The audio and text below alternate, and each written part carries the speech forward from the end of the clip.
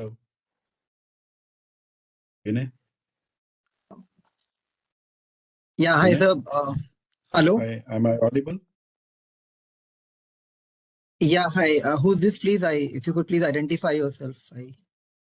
Deepak here. Ayush. Yeah. Hello, sir. Hi. I thought BCG. Good afternoon. Good afternoon. So, somebody from BCG is there. I think I just saw Jayashri. Yeah, Jayashri.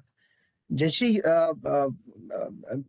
from government side, people have joined. If you could confirm, please. Yeah, Vanessa, give me a sec. I'll just confirm. Okay, fine.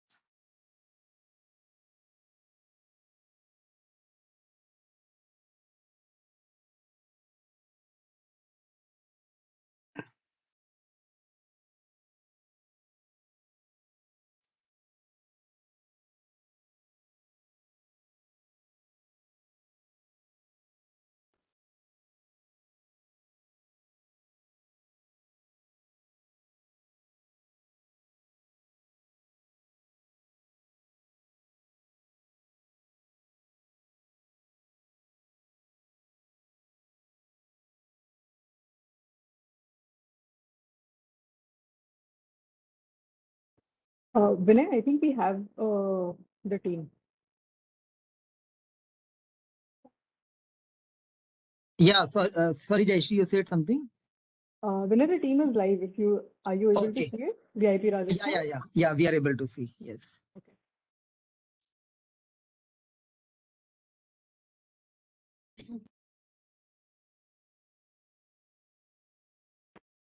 To hear us? So just to share that I'm getting some messages from some people that I think it's taking time for them to log into this setup. So we'll just request for maybe 2-3 more minutes, and then by the time we'll have some substantial people joining, then we'll start. Okay. Vinay. Anubhav, are we audible? Can you hear us from the room? No, it's a little faint. Yeah. Is it better now? Yes, much better now. Yes. And can you zoom in a little so that we can see everybody a little more clearly?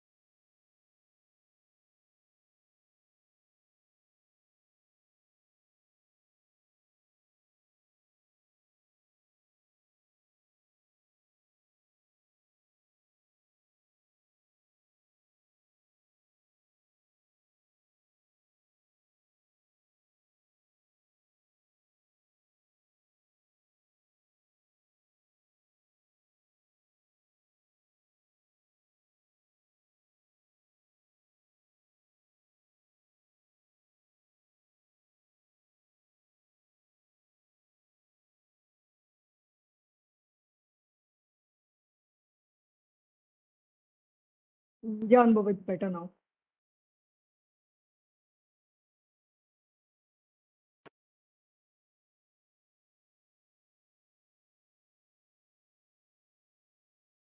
Rajashri, is the audio okay? Yes, all good. Okay. Thanks.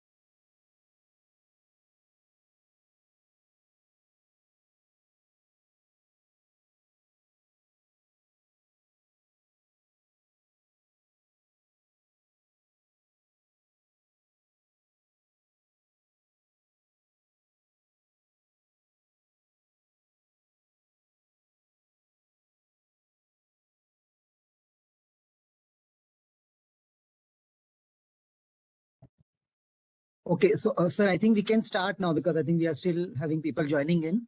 So we'll start. I think we've got around 30 plus people. So I'll request Mr. Govt to kindly start the proceeding, please. Good afternoon, everyone. Good afternoon to you, madam. Welcome to this session on ICMA's interaction with Srimati Veenu Gupta, IAS, Additional Chief Secretary, Industries and Commerce, Government of Rajasthan.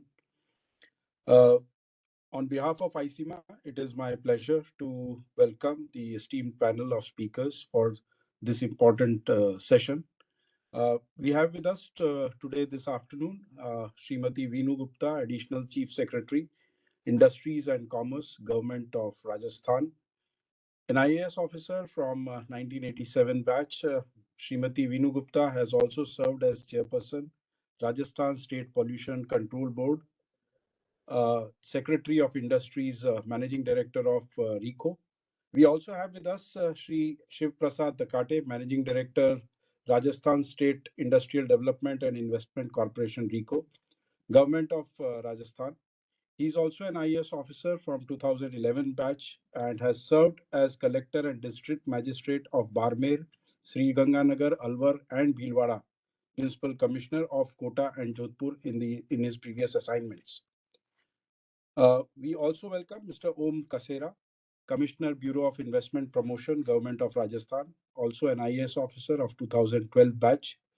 Mr. Kasera has also served as Collector of Jaisalmer, Kota, and other districts, and also he has been the MD of Rajasthan State Mines and Minerals Nigam, also the Joint Secretary of Mines. We have with us today from ICMA, Mr. Dimitrov Krishnan, President ICMA and Managing Director Volvo Construction Equipment India Private Limited. Mr. Krishnan has been part of the construction equipment and mining equipment industry in India and Asia Pacific region for more than 27 years. He has worked 13 years in India and also with a brief stint outside of India. He returned to India as head of Volvo Construction Equipment a few years back. I also welcome my dear colleagues from industry, members of ICMA who are participating in this virtual event today. Rajasthan has been at the forefront of the industrial development in the country. Industrial development and inflow of investments in Rajasthan have gained momentum. Apart from industry-friendly policies, the state's prime focus has been to create a world-class industrial infrastructure. With its focus on attracting investments and developing infrastructure in the state, the government of Rajasthan has been rapidly transforming the industrial landscape of Rajasthan with pro-business policy interventions to attract fresh investments. While we will discuss and hear out more from the business and investment promotion team from the government of Rajasthan, I will first request Mr. Dimitrov Krishnan, President of ICMA, to share the vision of ICMA and share what ICMA is all about. And then we move on to the government of Rajasthan for sharing the business promotion and the investment promotion areas in Rajasthan. So over to you, DK. Thank you, Deepak. Thank you very much. And I will request the ICMA team to share the presentation. In the meantime, first and foremost, greetings to the team from Government of Rajasthan. Really glad to have you and great to participate. जैसे दीपक जी ने बोला, Rajasthan has been for us at the forefront of infrastructure development. We have seen years when Rajasthan has driven the industry volume quite strong, and has been one of the biggest drivers of demand for our industry. So it's great to participate, and I also welcome all our member association participants who have joined us as attendees into this call. So I will try to give a brief of ICMA. So ICMA is trying to build India's tomorrow with since the infrastructure growth of India is one of the biggest drivers of our GDP. Our focus and has been to try and participate it, try to add to it, try to accelerate it, and try to make it the magnet of attention across the world. It will be good to know that Indian construction equipment industry is the third largest industry in the world in the ranking of nations. So number one is China, followed by US, and India became number 3 construction equipment market in 2018 when it crossed Japan for the first time. So let me give you an overview of the construction equipment industry. If you can go to the next slide, please.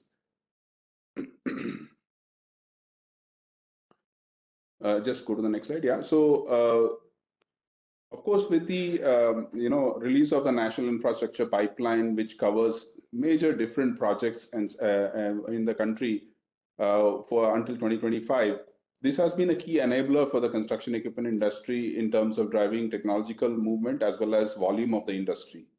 With, of course, the long-term GDP growth aspiration and the continued investment in infrastructure, both from the center and the state governments, we see that the Indian steel industry has fairly high growth potential, both from the perspective of the infrastructure that needs to be built, but also the fact that as the country progresses, the mechanization level in our industry will also grow, and that gives us additional opportunity. Industry is also aligned to the government's Atmanirbhar Bharat vision. The indigenization level in our industry is reasonably strong. As you can see here, that more than 60% of construction equipment products are about 80% indigenized, and additional 30% are roughly around 50% indigenized. So there has been a fairly high amount of indigenization work that has happened. And Indian industry is also host to construction equipment manufacturers from across the world. It's probably one of the most competitive construction equipment industry where participants are from every geography in the world, whether it's from North America, South America, Europe, Japan, Korea, as well as China, and also homegrown companies from India. It is an industry that has the entire spread of brands and geographies. In 2021, we were $6.5 billion, and 21-22. And the current fiscal year, we are hoping that it will be higher than that. We have more than 50 plus OEMs in the country. We generate close to 3 million plus employment, direct and indirect, in the Indian economy.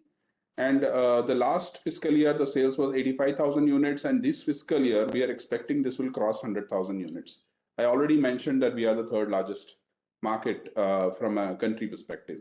Let's go next slide. Of course, what is our industry consisting of? We make several types of equipment. One of the things with our industry, when you compare to the automotive industry, is the variety and versatility. So many products, if you look at automotive industry, a car, or cars look like cars. In our industry, every product has a very unique look and a unique, build. And hence the variety of products is so high, and hence, depending on the type of work to be done, there are a lot of customized products available. So broadly, these can be classified into earth moving equipment, road construction equipment, material handling equipment, concreting equipment, and material processing equipment. And of course, there are many more specialized products that fall under this category. If you just go to the next slide, you can see few pictures of and applications of these products. Can you go to the next slide, please? Yes, you can see different names here, backhoe loaders. These are all different types of earth moving equipment. The wheel loaders, they carry material, dirt. Excavators, this is one of the largest product category after backhoe loaders. And then, of course, motor graders, which is very much used in road building and mining. If you go next. In road construction equipment, the most common types of products are compactors and pavers, and then milling machines. Milling machines are used for recycling of roads, where we remove the older surface and then reuse that in relaying of the roads. So that is a milling machine.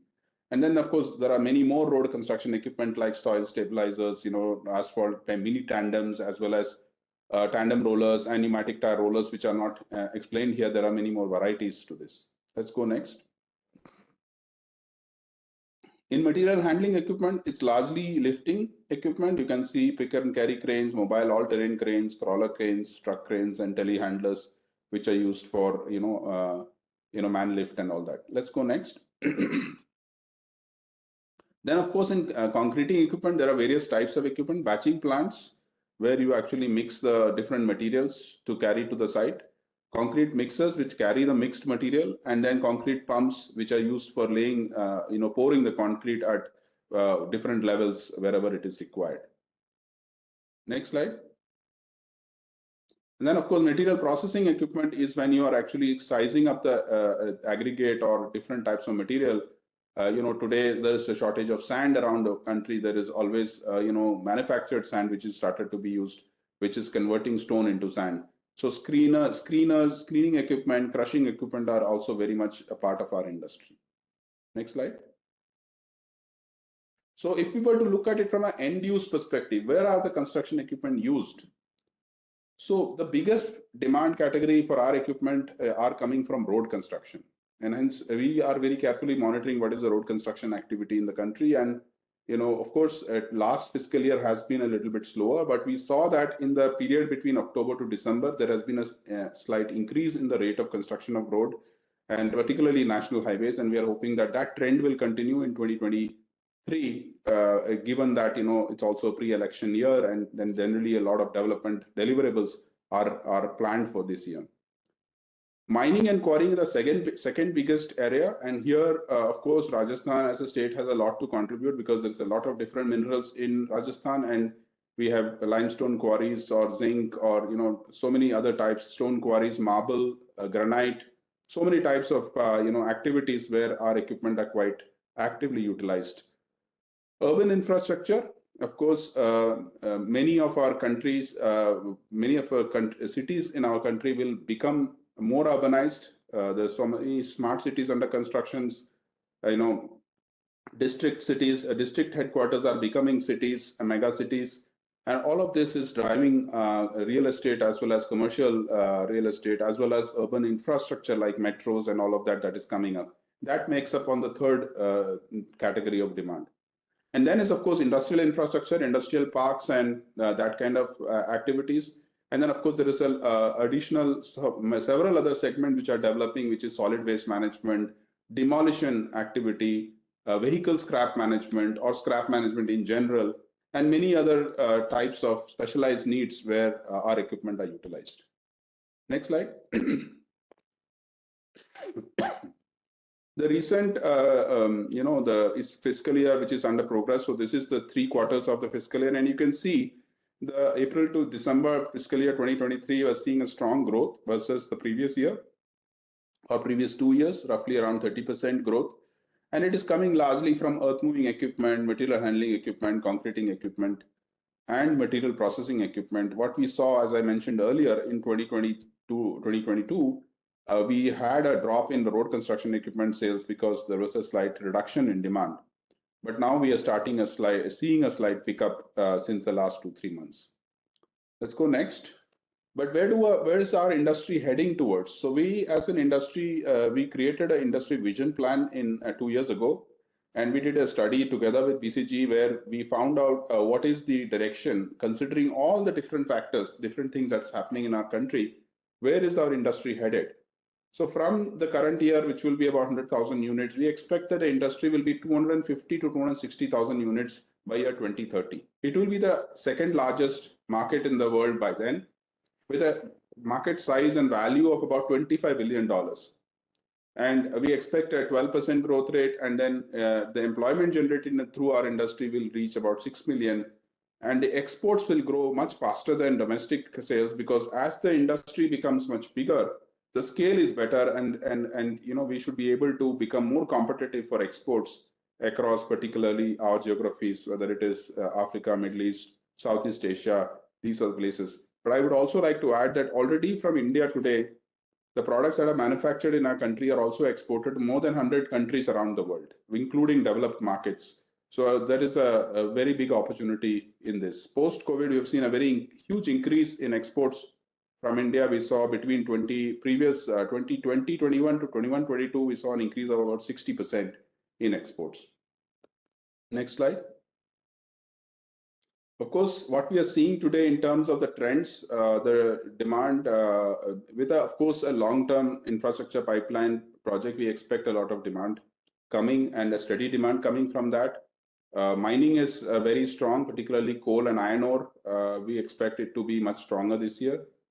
We also a possibility of export I mentioned, and then of course with many of the projects that are being conceptualized, we expect that the medium to long term is very secure for the Indian construction equipment industry. Then the headwinds, of course, the biggest factors are, of course, rising input costs, particularly steel, and also, the impact of FX, foreign exchange is very high in our industry. Still, some critical components are imported. Then the delays in infrastructure projects caused by various different factors also cause a lot of underproductive equipment, and that causes also challenges for demand in our industry. However, we are expecting that in the 2023-24, we will see a stronger and better demand. Next slide, please. So ICMA is, of course, an organization with almost more than 100 members. More than 50 OEMs are members. We also have a lot of supply chain partners, financing companies, anybody who is playing a part in the ecosystem of construction equipment industry are part of our industry. And we have organized ourselves in these 7 different forums with which we try and develop our industry and to take steps to improve. We try to work with stakeholders like yourselves and try and bring the industry development to the next level. So we would like to work actively with all stakeholders, and this is one such forum where we are trying to develop that. Next slide, please. And this one is basically showing a landscape of all our members, the different brands that are, as I mentioned, this is roughly 95% of the entire construction equipment industry. So we are a very representative industry forum from that perspective. And with that, I think that's probably the last slide. Next slide, please. Yeah. So that's all from ICMA, and thank you very much for giving me the opportunity to speak. And I hand over back to you, Deepak. Thanks, DK. I now request Madam Veenu Gupta, Additional Chief Secretary, Industries and Commerce, Government of Rajasthan, to address the members of ICMA who are present here today.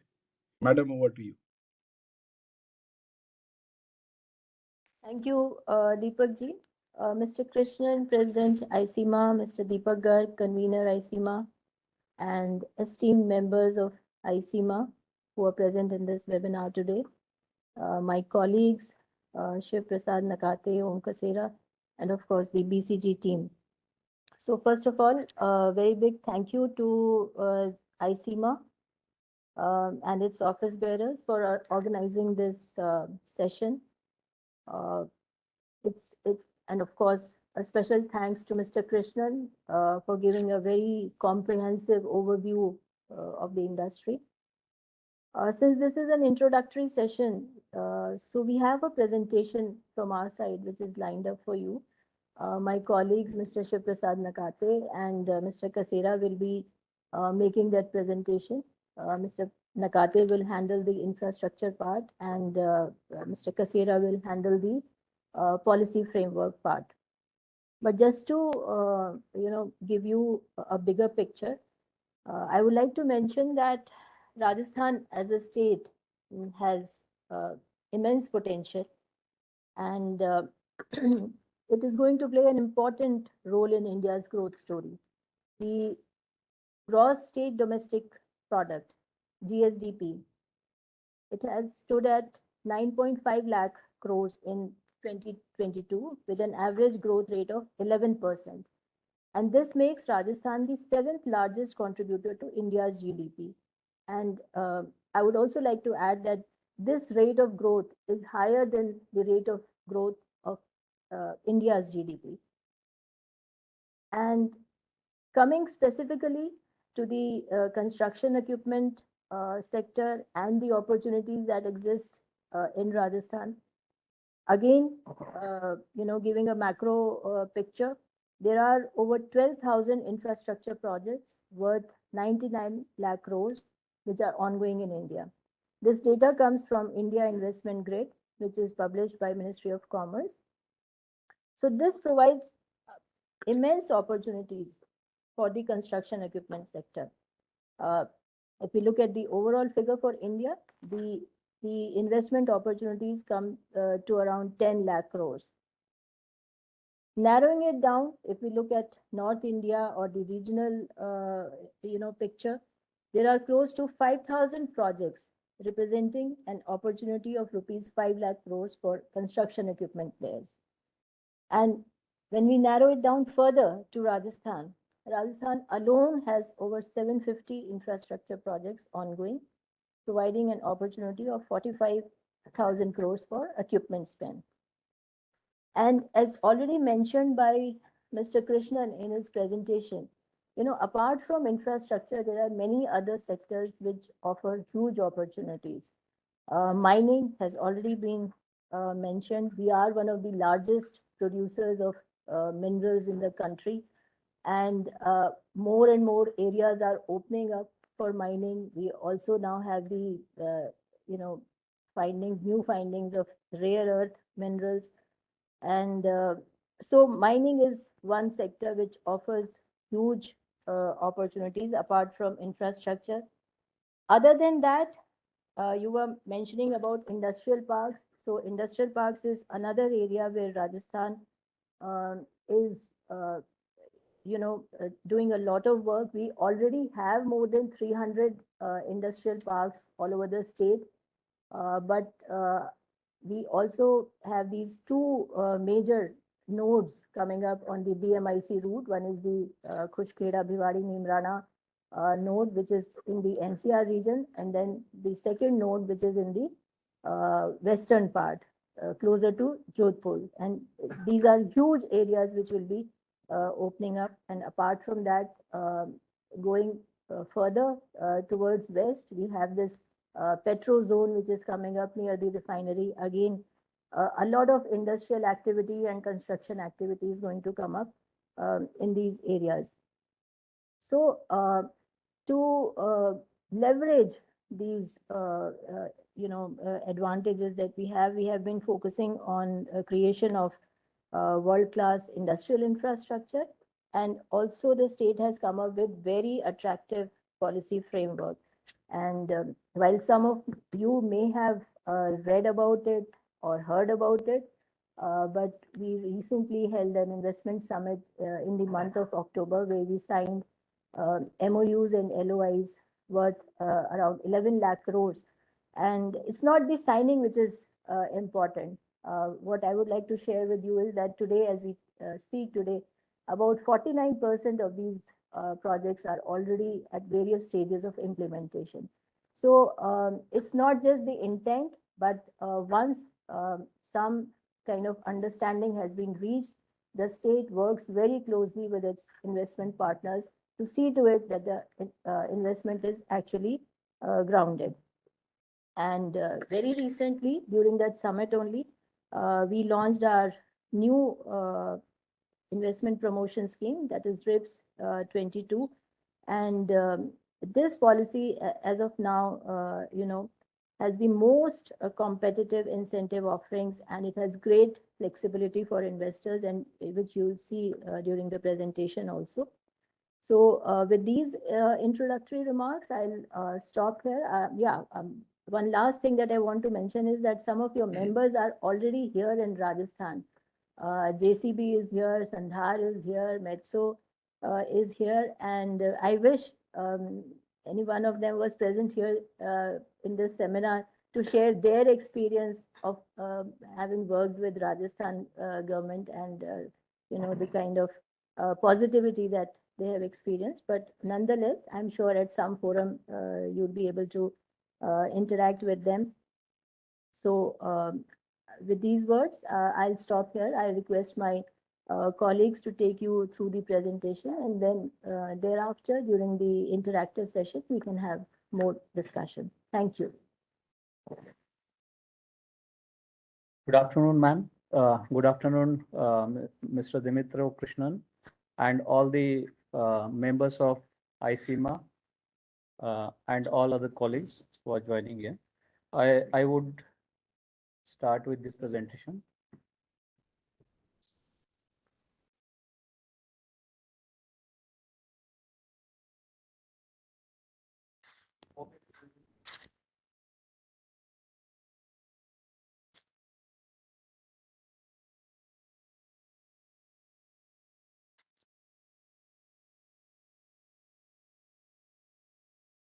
Hope it is visible. Is it visible? Yes, it's visible. So I would start with the point ACS ma'am has mentioned already. I'll go in a sort of in a detail. Next slide, please. Basically, Rajasthan provides access to strong demand centers with a well-developed industrial ecosystem. As we share a land border with 5 major states, which almost represents 40% of domestic market. We have a third largest network of national highways and second largest rail network. I'll further deliberate on these aspects in a next slides, but just to give an overview about the overall ecosystem. So we are already having 300 plus industrial parks, and now around 62 industrial parks have been launched in recent last 2 years, and 100 more industrial parks are in pipeline. We are also rated one of the best amongst all other industrial parks. 17 parks have been rated as an excellent infrastructure utilities and connectivities. As far as skilled manpower is concerned, the premier institutes like IIM, IIT, BITS Pilani are already in our state.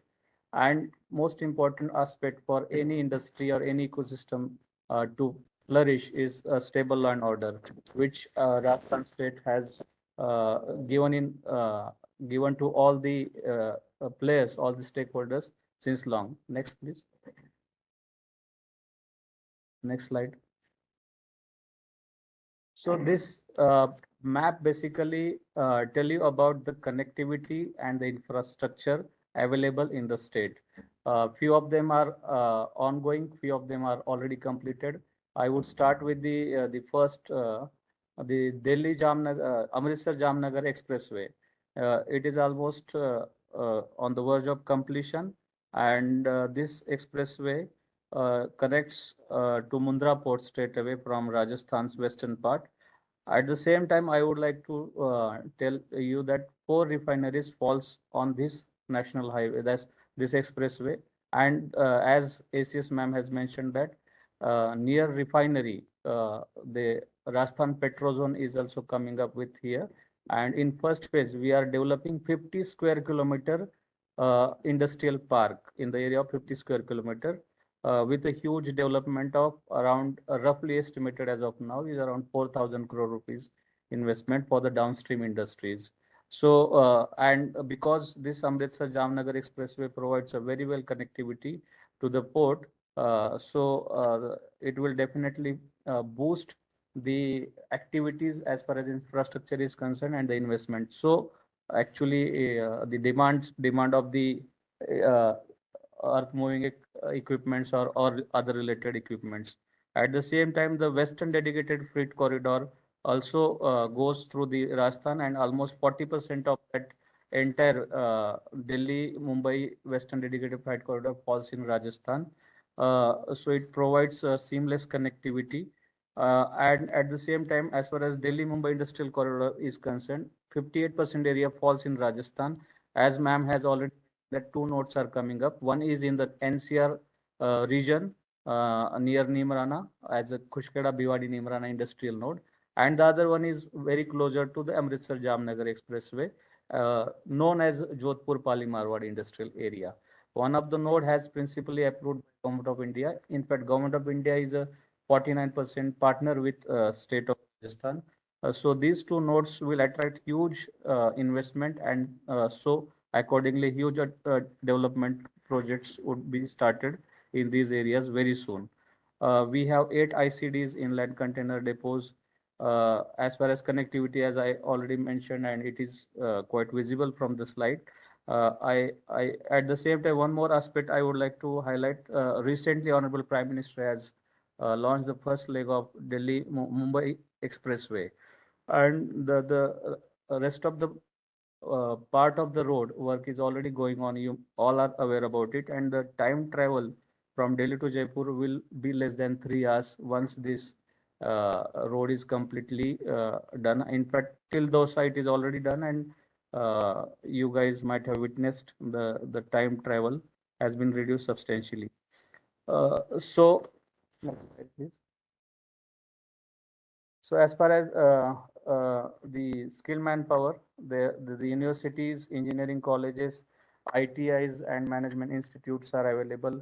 The 28 million people are in age group of 16 to 35 years. So the availability of unskilled, semi-skilled and skilled manpower is quite in abundance in Rajasthan. And if you can see the comparative chart of the cost of labor, so it is the cheapest among many industrial states. So almost 20% cheaper than other peer states, which again attracts more investment. And of course, the cascading effects and the downstream effects definitely would enhance the investment and the activities related to infrastructure development. Next, please. Rajasthan, as ma'am has already mentioned, that we are almost number one state as far as major mines and mineral products is concerned. Almost 40% of India's share in non-ferrous metals like copper and zinc is in Rajasthan. We are a sole producer of zinc and lead in India. We are largest producer of marbles in India and a leading producer of limestone, copper, ore, rock phosphate, silica, and silver. As you all are aware that the new rare earth materials are also being explored in the state. So it will definitely boost a huge development as far as infrastructure projects are concerned. There are the institutional mechanisms as well, especially in the stone industries. The Center for Development of Stone, CDOS, is already present as an institution which provides support to the stone industry. And after every 2 years, we also organize the Stone Mart event, where all the major players of the stone industries also get an opportunity to showcase their machineries to the not only to the domestic market but to the international players as well. And as ma'am has already said that few of the big players which are already your members are already present in Rajasthan. Other than mining players, I would definitely come on those players also. But right now, Vedanta, Hindustan Zinc, Hindustan Copper Limited, these are the major players, including Jindal in the steel sector is also present in state of Rajasthan. Next, please. As now come to the point about what the scope would be for ICMA to have a business over here in Rajasthan. So around 3.8 lakh crore total investment infrastructure projects are in pipeline. So almost 45,000 crore rupees of potential equipment will be spent on these projects.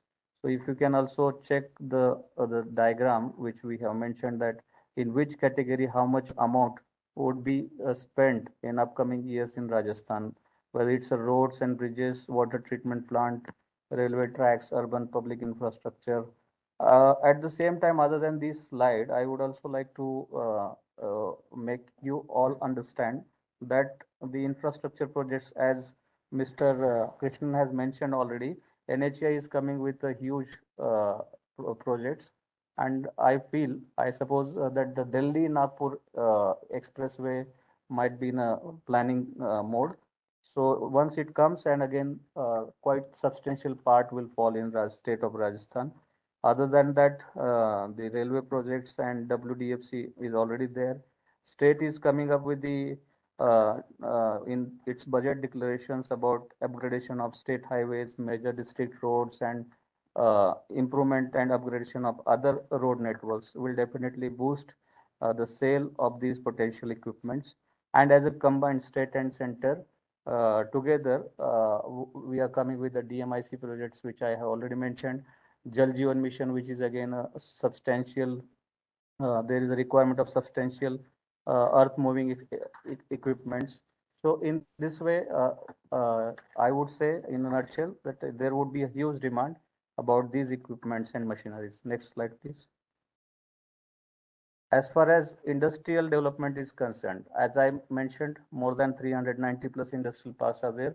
We have recently launched around 60 industrial parks in last 2 to 3 years, and 100 plus more industrial parks have been declared in budget, and we are coming with those industrial parks to be developed.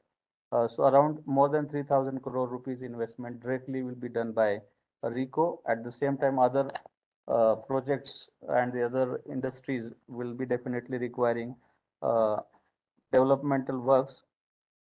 So this Jamnagar Expressway and the Delhi Vadodara Expressway, along with this highway, there would be other major industrial townships or the urban infrastructure developments would definitely uh, be there, considering to utilize the potential and to utilize the existing world-class infrastructure. Next slide, please.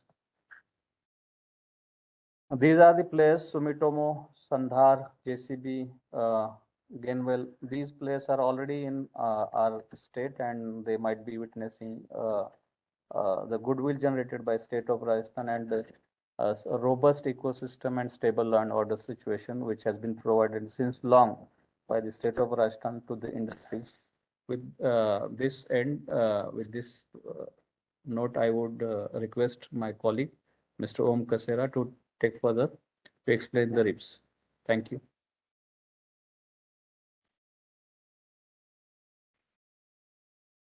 Good afternoon, everyone. While my senior colleagues explained why Rajasthan is uniquely suitable for construction equipment manufacturing units, be it the geographical size, the pace of economic development, or the amount of mining or construction activities happening here, the nearness to NCR, all those facts are there. And when you see specifically from the industry perspective, one entrepreneur hopes that the government will support in the initial years of setting industry. So looking at that thing in the mind, the government of Rajasthan new investment promotion policy in October 2022, and that policy, as you can see through the graph, has many unique features as well as the highest incentive offered as of now in the country. When you see the comparative chart of different states, you can see the Rajasthan has the this is the minimum incentive that anybody would get on an investment of 1,000 crore rupees. So Rajasthan, I think it is 220, but in it is 213 actually. So in Rajasthan, if anybody invests 1,000 crore rupees, he will be having a minimum of 230 crore rupees in spread across 10 years coming back to him as a part of the incentive package. This is the minimum, and that can go up to 400 crore, 450 crore, depending on various permutation combinations. So we divide the incentive into three parts majorly. The first part is we call asset creation incentive. This is the major part of the policy. And this asset creation incentive can be taken by an investor into three modes. So for the investors where the asset turnover ratio is not so high, one can go for the capital subsidy, direct capital subsidy, no question asked. You declare the amount of investment, you verify it, and then that becomes the base of it, and it is spread across 10 years. That is one, the capital subsidy. For those projects where the asset turnover ratio is high, the sale is significant, then one can go for either turnover linked incentive or SGST reimbursement.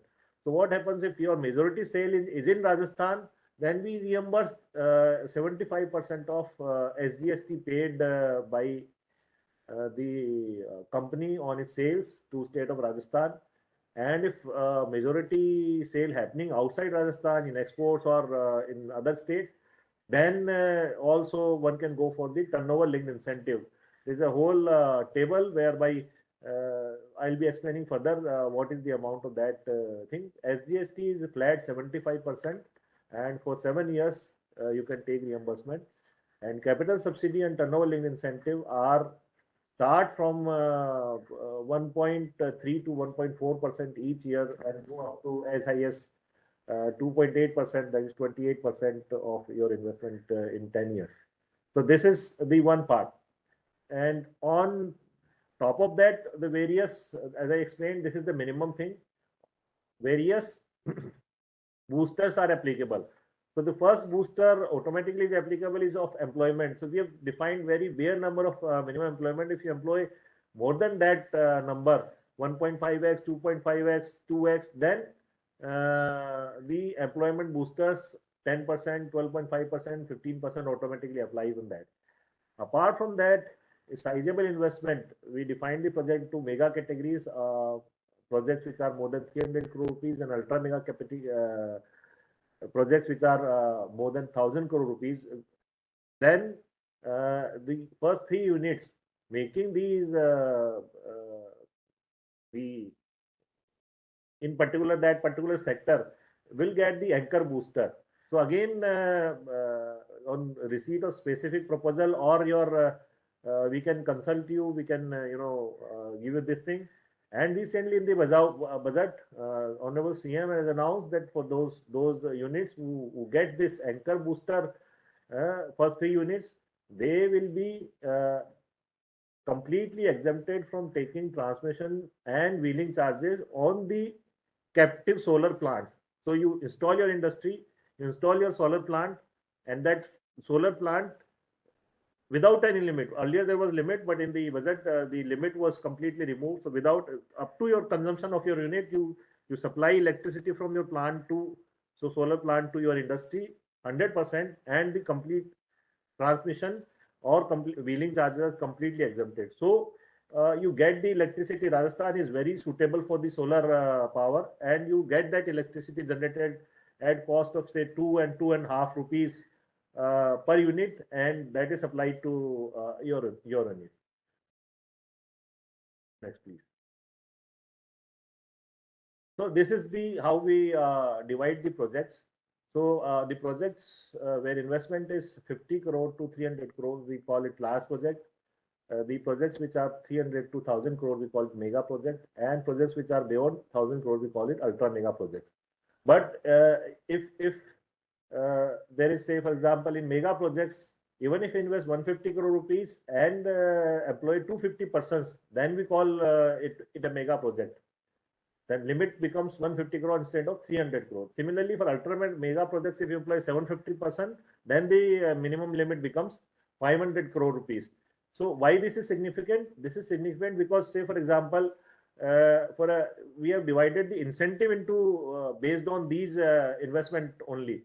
So, for example, if a capital subsidy is 1.3% for a large project, it becomes 1.8% for a mega project and 2.3% for the ultra mega project per annum. So, into 10 years, say for a large project, the subsidy is 13%, it becomes 18 to 20% for mega projects and 23 to 25, 28% for ultra mega projects.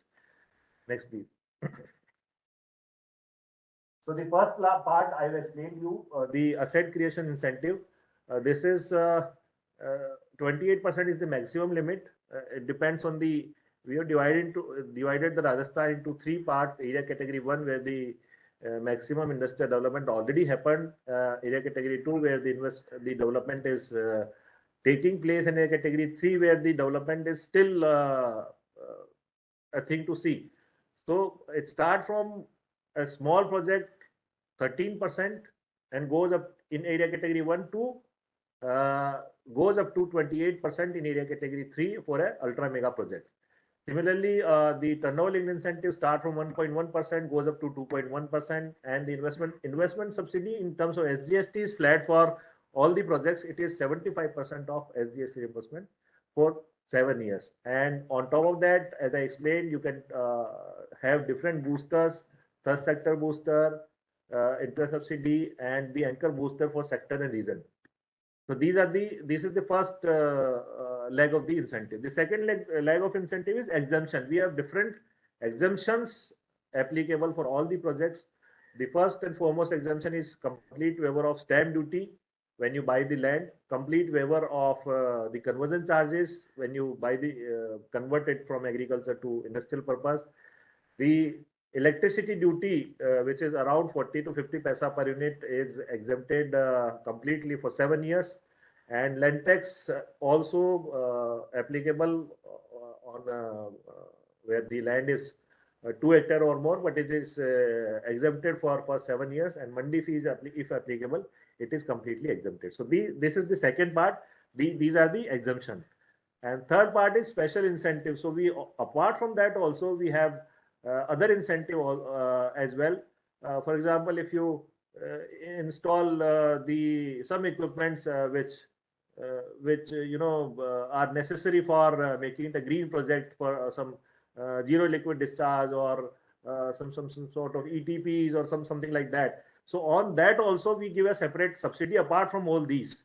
And training and skilling incentive, we give a specific sum for first 6 months for a specific number of employees for getting them trained. We offer that also, except apart from all these things. So unique, this total benefits can be taken by by different making it a right permutation combination for a project of say 1,000 crore rupees or even lesser than that with a sizable number of employees. The range in 10 years, the benefit can go 40 to 50% easily for any project. Next, please. So this is a size of investment, for example, 500 crore rupees. It falls under the mega category. But if you employ the 750 person, then it becomes an ultra mega project, and the higher slab is applicable. So this is on your screen. What is the rate applicable is shown on your screen. The base package is 1.4% TLI for 10 years.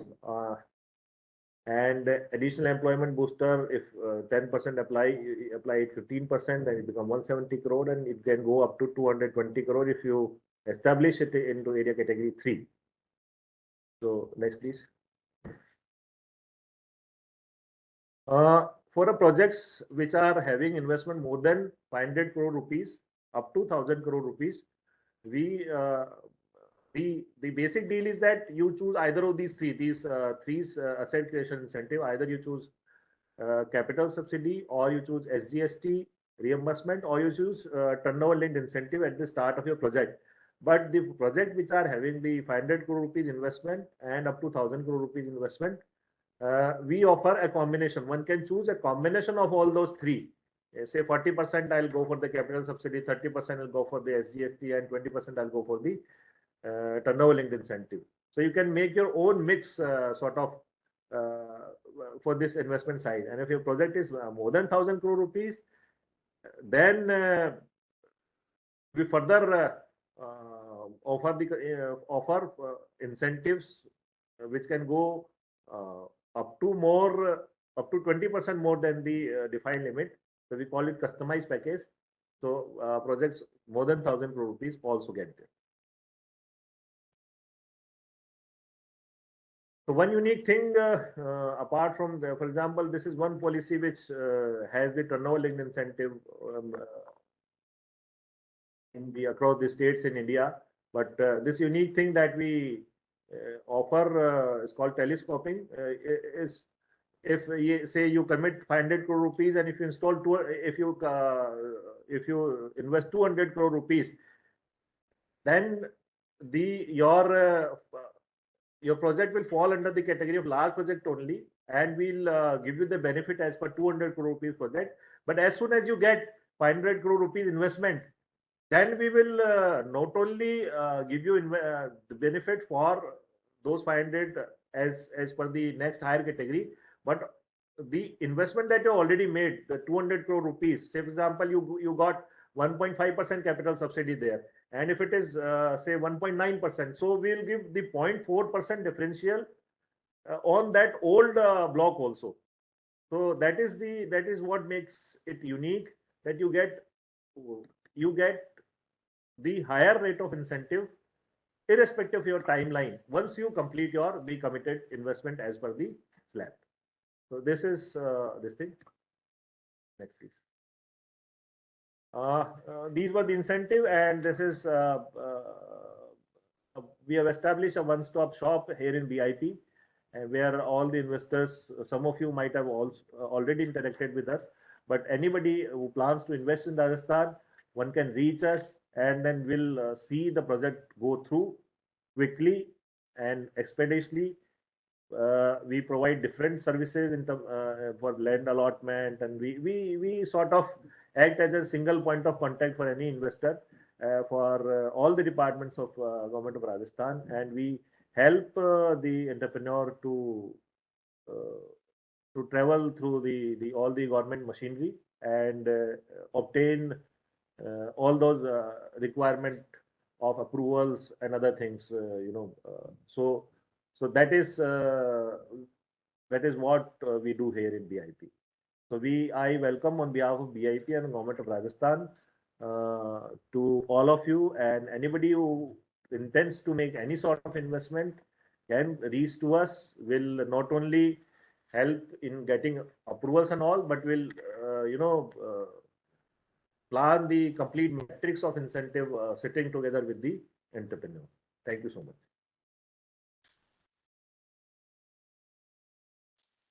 Yeah, thank you. Thank you, Madam Gupta and Mr. Nakate and Mr. Kasera for sharing the initiatives being taken by the Rajasthan Industrial Development and Investment Corporation and also by the Bureau of Industrial Promotion.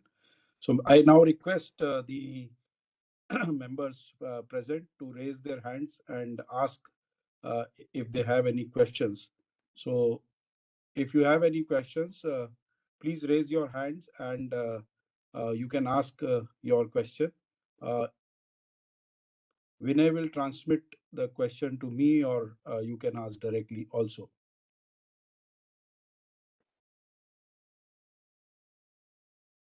Okay, while we await questions from our members, I have something to say. I think this is a very good overview of the policies of Rajasthan, where you talked about ACI exemption and the special incentives, and then a flexibility to decide percentages based on the investment, and also the telescoping that you talked about. I just wanted to understand if there are any initial subsidies for land acquisition, because I believe RICO has a huge land bank also. But are there any additional or initial subsidies offered for land acquisition by the companies? There are two aspects as far as land is concerned. If any party is interested to have their plant on RICO's land, then there is a policy to give to allot the land directly without going into the auction process. If someone is investing more than 100 crore rupees, that 100 crore rupees include land cost up to 30% also. So in that way, that entity will get a direct land allotment at a reserve price rate rather than the auction price rate. So that incentive is already there. At the same time, in RIPS 2022 and even earlier RIPS also, the total effective fixed capital investment is a eligible fixed capital investment. In that also, cost of land is also included up to 30%. So in both ways, it is not or, it is and.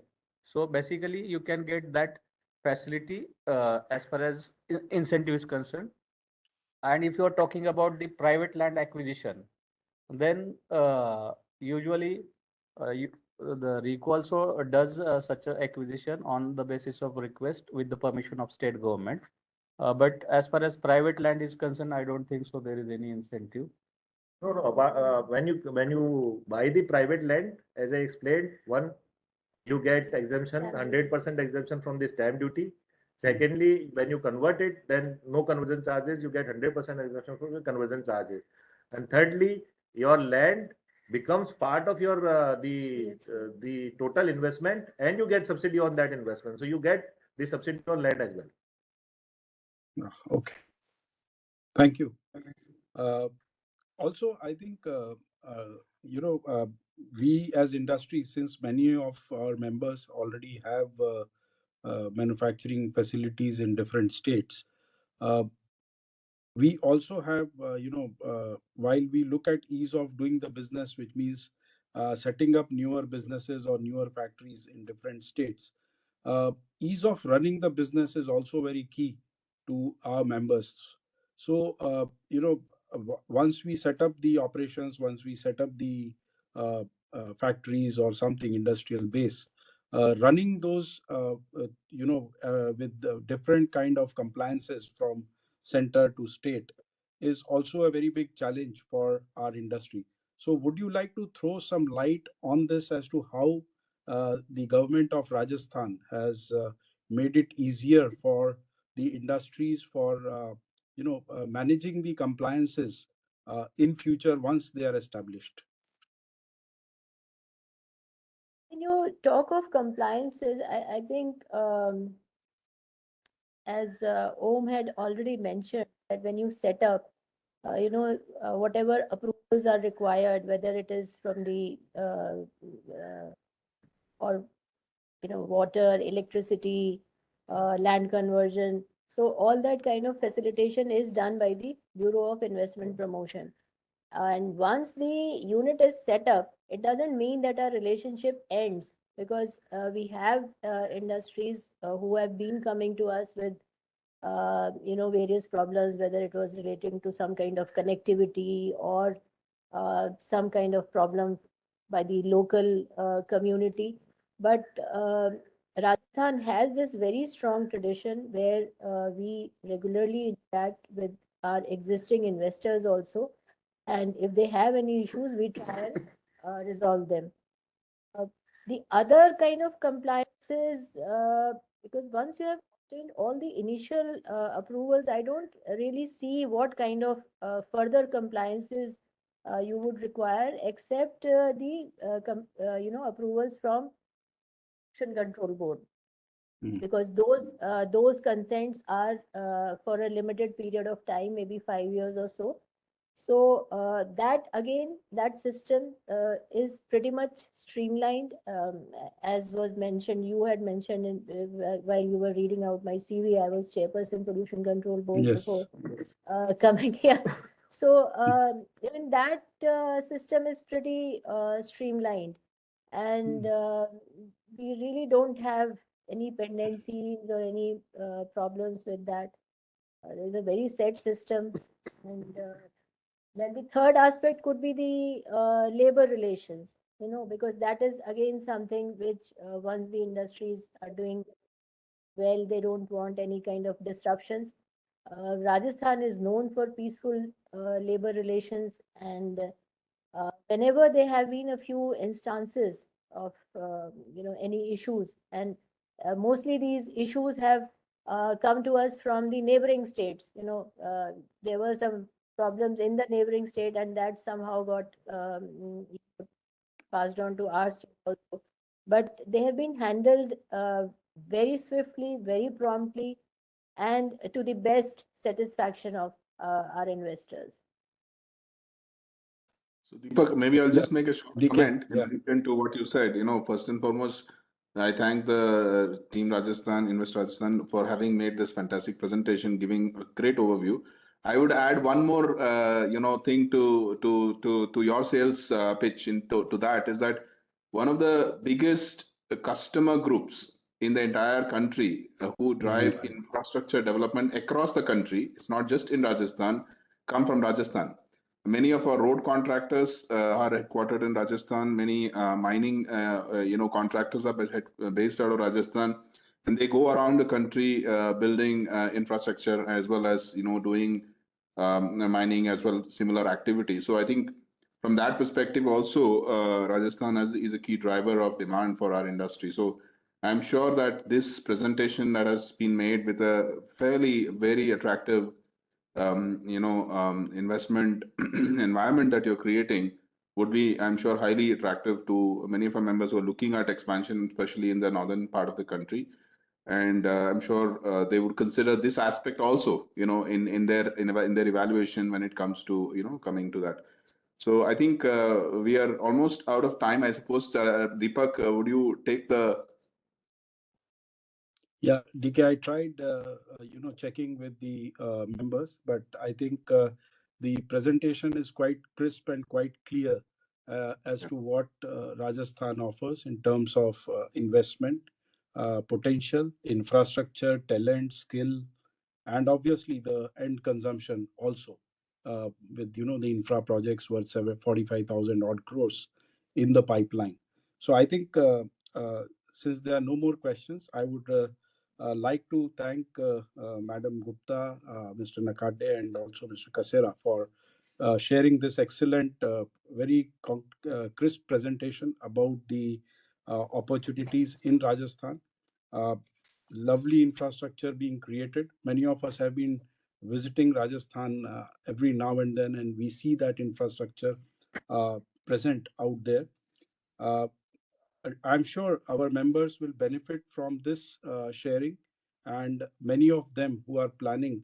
There could be some MSMEs also, like you mentioned, some of the names already, but I for sure know that some of our other vendors or our MSME partners are planning to set up their factories in Rajasthan, and they are already working on it. Some of the smaller ones, but I'm sure this industry will benefit a lot from this opportunity that you have just shared. And we will definitely, ICMA as a body will coordinate with you when once our members need any further support or intervention, and come back to you for any support that we may need for our members.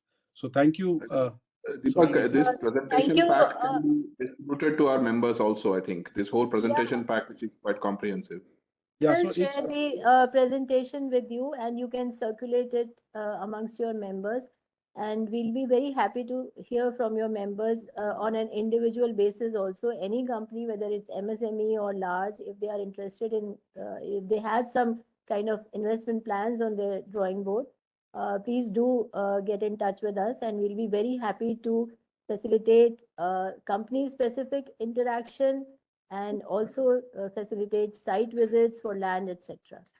sure, ma'am. Thank you. We will circulate the presentation pack to our members. We'll have the point of contact on the last page of the PPT, and Yes. we'll circulate it to you, and then you can circulate it. Thank you so Thank you much. so much. Thank you.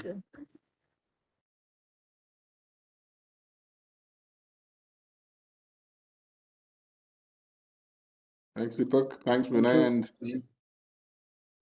Yeah, thank you, sir. Thank you all for joining. Yeah, thanks a lot. Thank you.